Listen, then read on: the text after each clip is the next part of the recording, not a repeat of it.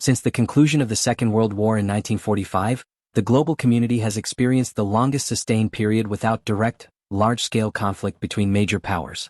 While local and regional wars have continued to flare in various parts of the world, no global confrontation comparable to the two world wars has re-emerged.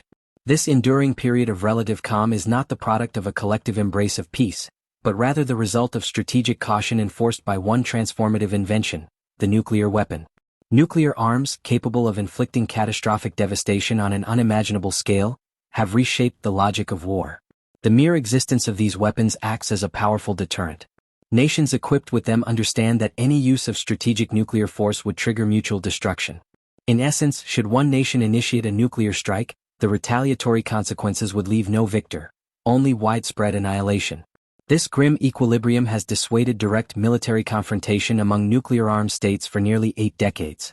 To maintain this fragile balance, nations have adopted policies designed to prevent the proliferation and use of weapons of mass destruction.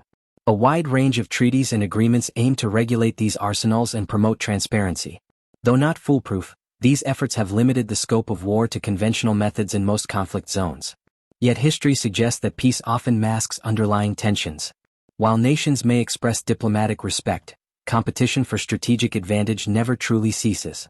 At the heart of many conflicts, both past and present, lies a struggle over interests, be they territorial, economic, ideological, or geopolitical. In the modern era, one more prerequisite seems necessary before conflict escalates: a belief that victory is achievable. This belief has driven the ambitions of powerful nations throughout history. For example, in the 20th century, Nazi Germany and Imperial Japan initiated wars under the illusion that they could dominate Europe and Asia, respectively. The logic was clear: states go to war when they believe they can decisively defeat their rivals with minimal consequences. Applying this logic to the present, current tensions among global powers can be viewed through the same lens. One major military power, often seeking to reassert its historical influence, maintains the world's largest nuclear arsenal. Such strategic capability makes it confident that it can engage in aggressive action with little risk of defeat. However, if faced with existential defeat, it could resort to the most extreme measures, including mutual destruction, a scenario with catastrophic consequences for all of humanity.